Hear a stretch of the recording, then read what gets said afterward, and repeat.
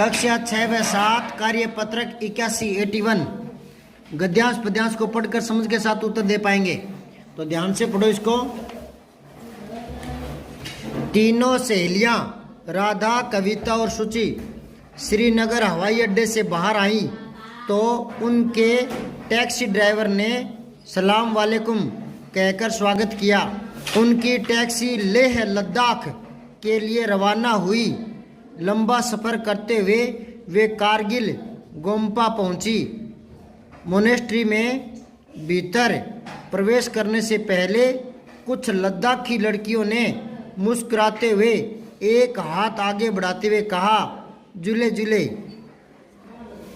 वे तीनों समझ नहीं पाई और एक दूसरे का मुंह ताकने लगी। एक लद्दाखी लड़की ने कहा, जुले जुले का मतलब है नमस्ते। तब तीनों ने मुस्कुराकर एक साथ कहा, जुले जुले, नमस्ते नमस्ते। अब देखो पहला प्रश्न, सलाम वालेकुम कहा था टैक्सी ड्राइवर ने। वे तीनों एक दूसरे का मुंह ताकती रह गई। क्यों भाई? क्योंकि वे जुले जुले का मतलब नहीं समझ सकी। ठीक है। टैक्सी रवाना हुई थी। कहाँ से रवाना हुई थी? श्रीनगर से। हम एक दूसरे से मिलने पर एक दूसरे का अभिवादन करते हैं। आपके यहाँ पर स्थानीय भाषा में एक दूसरे से मिलने पर अभिवादन में क्या कहते हो बताओ? राम राम। क्या कहते हो? राम राम। हाँ। निम्नलिखित का मिलान करो। नमस्ते मतलब झूले झूले, वृक्ष का पेड़, वायुयान, सहेलियां, सखियां। पता करके लिखिए अन्य भाषाओं में लोग अभिवादन कैसे करते हैं बताओ? हाँ, श्रीनगर में लिखो। श्रीनगर में क्या बोलते हैं? झूले झूले। ठीक है। आपके यहाँ क्या करते हैं? लिख लो। राजस्थान में राम राम। हाँ, कई बार खम्मा गणिसा। वाह बेटे, खम्मा गणी। अच्छा। और पंजाबी जो लोग होते हैं वो कहते हैं सत श्री अकाल। हाँ, सत श्री अकाल। ठीक है ना। अंग्रेजी में क्या कहते हैं? गुड मॉर्निंग, है ना।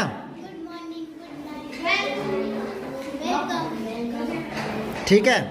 अब आओ नए शब्द बनाइए। लद्दाख से लद्दाखी बन गया ना, तो महाराष्ट्र से महाराष्ट्री। आगे क्या लगा दोगे? बड़ी ई की मात्रा। ई प्रत्यय है इसमें। कौन सा प्रत्यय है? बड़ी ई। ये प्रत्यय है, बाद में जुड़ा है। कश्मीर से हाँ, कश्मीरी। राजस्थान से ये कर देना। ठीक है। अब आओ कार्य पत्रक 82। दी गई कहानी को पढ़कर नीचे दिए गए प्रश्नों के उत्तर लिखने आपको। भावेश शाम होने से पहले अनिल और पंकज के घर पहुंच गया। अनिल और पंकज के घर कौन पहुंचा? भावेश। ठीक है ना। लेकिन आशा और निर्मला नहीं आई। तीनों के पास साइकिलें थीं। तीनों ने पास की इमारतों का दौरा करने का फैसला किया। तीनों लकड़ी के पुल से गुजरे। गुजरते हुए भावेश सूखे पुल के ऊपर बीच में रुककर पुल को ऊपर से लेकर नीचे तक ध्यान से देखता रहा। पुल के नीचे पहले ईंटों का आधार दिया गया था जो बहुत बड़ा था और ईंटों का बनाया हुआ था। तीनों कुछ दूर आने के बाद एक खंडहर पर रुके जो काफी पुराना था। खंडहर क्या होता है बेटा? टूटा फूटा मकान। उसकी ईंट टूटी फूटी और बाहर निकली हुई थी। वहीं पास में ईंट के भट्टे में कोई आग लगाकर ईंट पकाने की तैयारी में था। कोई ईंट बना रहा था, कोई उन्हें भट्टे में डाल रहा था। कोई मिट्टी लाता, कोई उसे गूंदता मिट्टी को, कोई सूखी ईंट को सुखाकर भट्टे पर ले जा रहा था। ठीक है। अब आप देखो पहला प्रश्न। तीनों ने दौरा करने का फैसला किया पार्श्व वाली इमारतों का। पुल के नीचे आधार दिया गया था ईंटों का। भावेश शाम होने से पहले किसके घर गया? अनिल और पंकज के घर। फिर है ईंटों के भट्टे में क्या क्या काम हो रहा था? ये ऊपर है। कोई ईंट बना रहा है, कोई भट्टे में डाल रहा है, कोई मिट्टी ला रहा है, कोई मिट्टी को गूंदता है, कोई सूखी ईंटों को ले जा रहा है। और इसके बाद अगला प्रश्न है, ये लिखना 3-4 लाइनें, ठीक है ना। ईंट बनाने के लिए किन चीजों का प्रयोग होता है? मिट्टी। सबसे बड़ी बात तो ये है, मिट्टी की ईंटें बनती है। दूसरा, पानी, बिना पानी के सूखी मिट्टी से नहीं बनती, ठीक है ना। फिर एक सांचा होता है, उसमें डालकर बनाते हैं। और फिर आंच पर पकाते हैं ना, तो लकड़ी आदि आग से पकाते हैं। फिर ईंट बनाने में किन की, ये तो हो गया ना, ये मैंने ऊपर लिख दिया, ये नीचे वाले में आएगा, ठीक है ना। ऊपर वाले में वो पंक्तियां मैंने बता दी, ठीक है। अब नीचे देखो, दिए गए शब्दों के अर्थ लिखो। खंडहर, टूटा फूटा मकान, टूटा फूटा मकान। और ये क्या है? गूंदना, मिलाना। जैसे आटे में पानी मिलाते हैं ना, तो उसको गूंदना बोलते हैं। फिर इमारत, इमारत क्या होता है? भवन। फिर है निर्माण का मतलब बनाना, निर्माण क्या होता है? हाँ, मिट्टी से ईंट बनती है। इसके अलावा मिट्टी से और क्या क्या वस्तुएं बनती है, उन्हें सूचीबद्ध करो, बताओ। एक तो खिलौने बनते हैं, बर्तन, बर्तनों में बहुत कुछ आ जाता है, ठीक है ना। मटके वगैरह है ना, गिलास है ना, तवा भी आता है आजकल मिट्टी का, परात भी मिट्टी की परात आती है ना। और अंडी वगैरह तो आगे सारी है, इसी में आ जाएगा ये ना। ईंट तो इसने बता ही दिया, ऊपर है ईंट तो बता ही दिया। और मिट्टी से क्या बनते हैं? घर नहीं बनते क्या? मिट्टी के घर भी बनते हैं, और घरौंदे भी बनते हैं। जो छोटे बच्चे हैं ना, वो मिट्टी के घरौंदे बनाते हैं, ठीक है ना। अब आओ आगे, 83। नीचे एक कविता दी गई है, लेकिन कविता में कुछ वाक्य अधूरे हैं। आप अपने मन से अधूरी जगह को इस तरह पूरा करें कि एक मजेदार कविता बन जाए। आप इसमें नई पंक्तियां भी जोड़ सकते हैं, ये आपको सुविधा मिलेगी।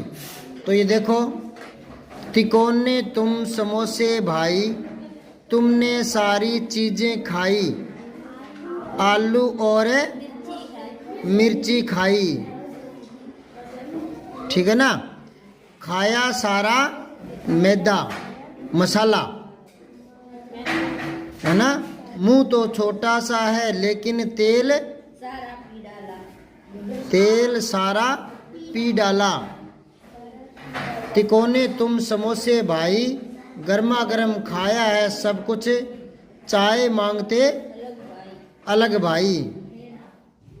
ऊपर से चाय और मांगता है। गर्मा गर्म खाया है सब कुछ, फिर भी, हाँ, गर्मा गर्म खाया सब कुछ, फिर भी बिन खाया। मतलब स्वाद लगते हैं ना, तो यूँ लगता है जैसे और ही खाऊं ना। सबने मुंह में पानी भरा, समझने आई तेरी कहानी।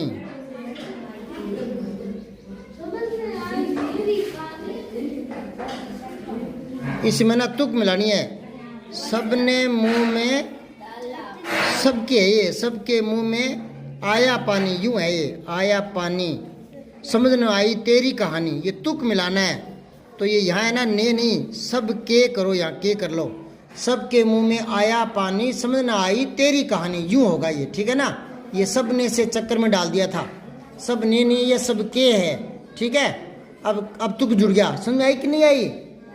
सब ने की जगह सब के करो। सबके मुंह में आया पानी, समझ न आई तेरी कहानी, आनन फानन पचा लिया सब, खाई तुमने मलाई।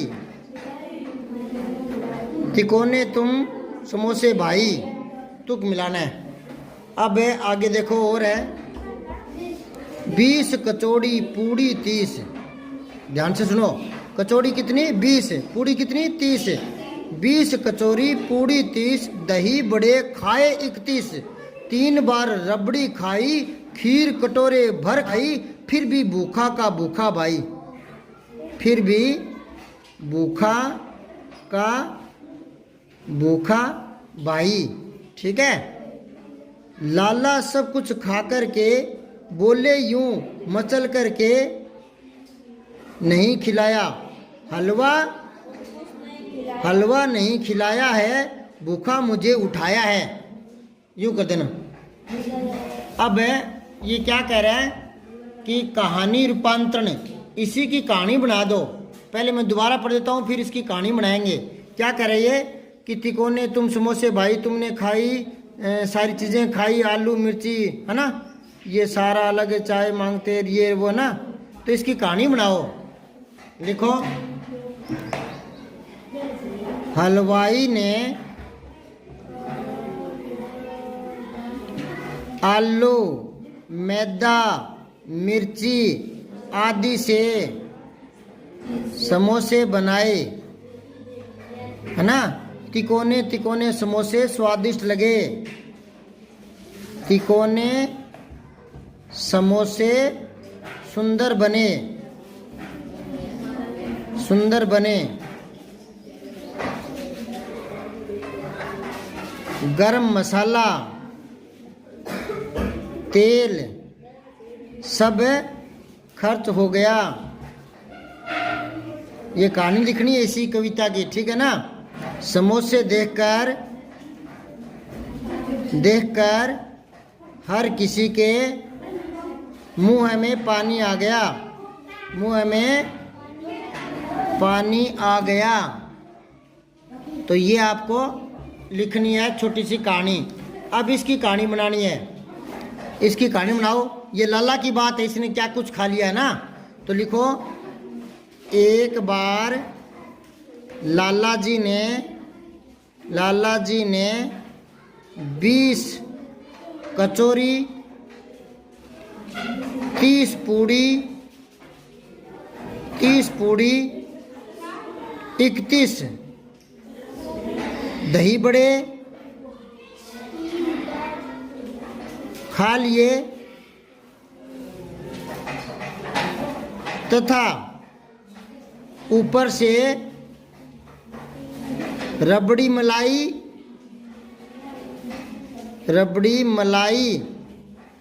व खीर भी खा ली, तब भी उसका पेट नहीं भरा, उसका पेट नहीं भरा। बोला, मैं तो अभी भूखा हूँ, मैं तो अभी भूखा हूँ। ये लिख देना, ठीक है ना। ये था इस कविता में। अब आगे देखो 84। उचित क्रिया शब्दों से वाक्यों को पूरा करना है। क्रिया ये आगे जो लिखी है ना, इन्हीं में से बनानी है। देना, हंसना, पढ़ना, कूदना, टूटना। तो बनाओ, भैया आप मुझे जन्मदिन पर क्या दोगे। देना से क्या लिखोगे, दोगे। फिर है या क्या देंगे, यूं भी लिख सकते हो, बड़ा भैया है ना, क्या देंगे, ठीक है ना। प्रश्नवाचक चिन्ह आगे लगाई पड़ा है। फिर है रोहित जोर जोर से हंसने लगा, हंसना से हंसने लगा। फिर है विपिन कहानी, ये ना पढ़ना, तो पढ़ रहा है, पढ़ना से पढ़ रहा है।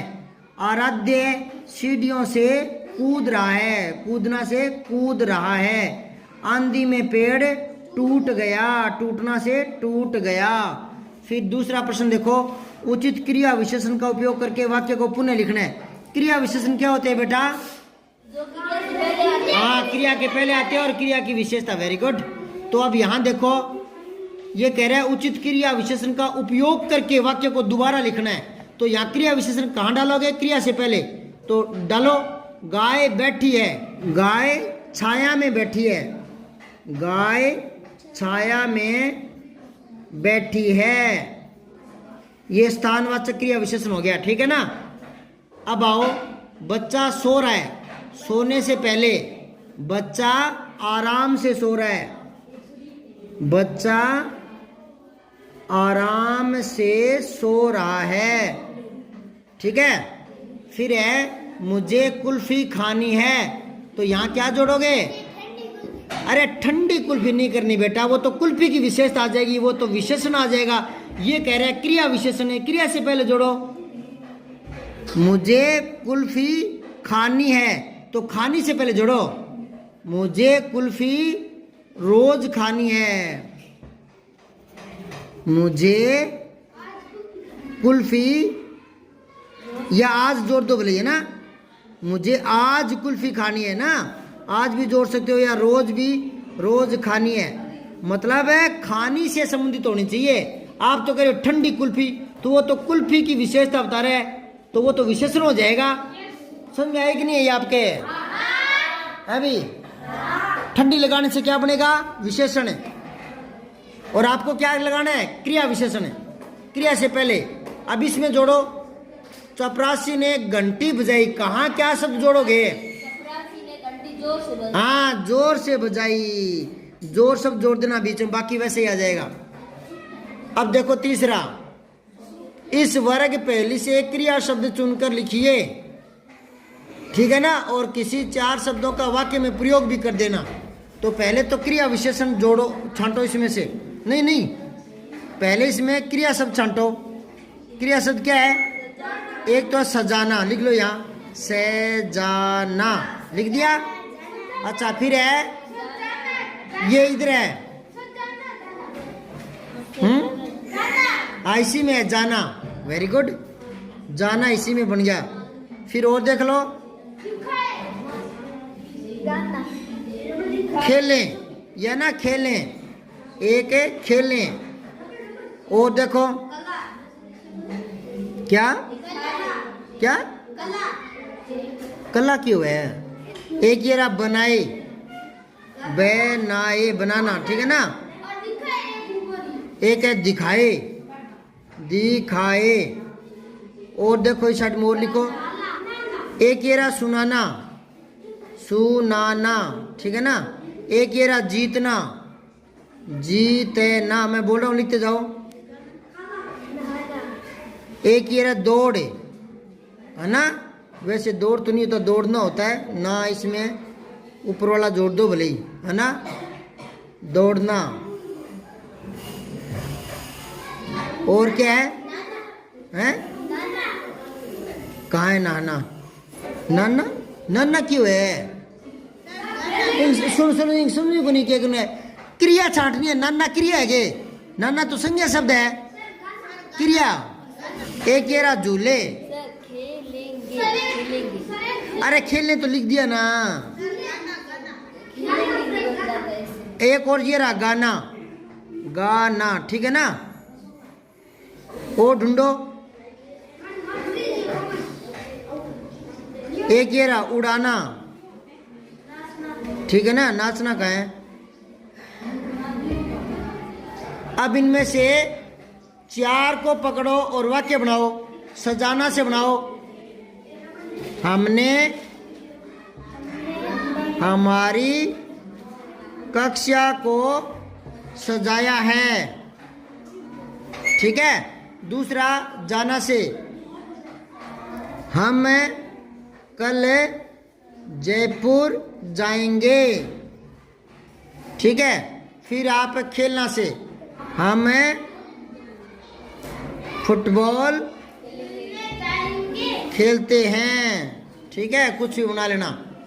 और बनाए, मम्मी ने परांठे बनाए, माताजी ने परांठे बनाए, इतना कर देना। अब आओ 85 कार्य पत्रक, 85 कर लो पूरा। अंबर पर छा जाओ बादल, धरती सरस बनाओ बादल, रिमझिम राग सुनाओ बादल, नाचो बादल गाओ बादल, तुम जल के भरपूर खजाने, युग युग से जाने पहचाने, कालिदास के मेघदूत तुम, वर्षा ऋतु के अग्रदूत तुम। तो अब देखो यहाँ क्या कह रहा है, बादल शब्द का पर्यायवाची वारिद, क्या? तो इसे सही लगा लो, वारिद पहला ही होगा। जलज होता है कमल, अगर यहाँ दे होता ना, दे दवात, जल दे दवात होता तो बादल हो जाता। और ये नीरज है ना, कमल का है, और यहाँ अगर दे दवात कर देना तो फिर ये बादल का हो जाएगा नीरद, है ना। ये जय जग है, दे होता है ना, तब ये बादल बनता है। अब दूसरा देखो, सरस में से उपसर्ग है और रस मूल शब्द है, ठीक है ना। तो से रस, रस के साथ है ना, रसीला, सरस रसीले को बोलते हैं, तो इसमें से उपसर्ग है। आप भी से उपसर्ग लगा करके 4 शब्द बनाओ। से परिवार, क्या बना दिया? एक लिखो से फल, फल सहित, सफल, ठीक है ना। एक बनाओ, लिखो से सम्मान, आगे सम्मान लिख देना, से सम्मान, से सम्मान। एक आगे लिखो से प्रेम, प्रेम सहित भेंट, है ना, से प्रेम। अब लिखो कवि बादलों से क्या क्या करने को कह रहे हैं? वो बादलों से बरसने को कहते हैं, बरसने, बरसने को कहते हैं। और क्या कहते हैं? धरती को हरा भरा करने को, धरती को हरा भरा करने को कहते हैं। और क्या कहते हैं? बादल को नाचने को, गाने को, रिम झिम की आवाज़ में बरसने को कहते हैं। रिम झिम की आवाज़ के साथ, रिम झिम की आवाज़ के साथ बरसने को कहते हैं, ठीक है। फिर है कवि ने बादलों को किन किन नामों से पुकारा? बादलों को क्या कहा है? एक तो बताया है जल के भरपूर खजाने, क्या कहा है? जल का खजाना, लिखो जल का खजाना। एक तो जल का खजाना बताया है, और क्या बताया है? जाने पहचाने, क्या बताया? युग युग से जाना पहचाना, युगों से जाना पहचाना बता दिया, जाना पहचाना, ठीक है। और क्या बताया? मेघदूत, कालिदास का मेघदूत, कालिदास का मेघदूत, ठीक है ना। एक है वर्षा ऋतु के अग्रदूत, वर्षा ऋतु के अग्रदूत, ये ऊपर लिखा पड़ा है ना। अब आओ नीचे, अगला प्रश्न है, इस कविता को उचित शीर्षक दो। इस छोटी सी कविता को क्या नाम दोगे? बताओ क्या नाम दोगे? बादल का भजन। बादल ही लिख दो, चलो बादल, ठीक है ना। फिर रिक्त स्थानों की पूर्ति उचित शब्दों से भरो। तुम जल के, हाँ, भरपूर खजाने, भरपूर खजाने। फिर ये क्या है? युग युग से, युग युग से जाने पहचाने। फिर कवि कालिदास ने बादलों से संबंधित कौन सी पुस्तक लिखी है? मेघदूतम, क्या लिखी है? मेघदूतम। ये किस में है? संस्कृत में। अब एक बार वापस देखो ऊपर, ये जो कालिदास लिखा है ना, इसमें ली छोटी करो कालिदास में, तो यहाँ बेटा ऊपर भी ये मिस प्रिंट है, गौर करो अब। और इतनी देर चर्चा हो गई तो अब आगे से कभी गलत मत करना, कालिदास में ली छोटी आती है, ठीक है ना।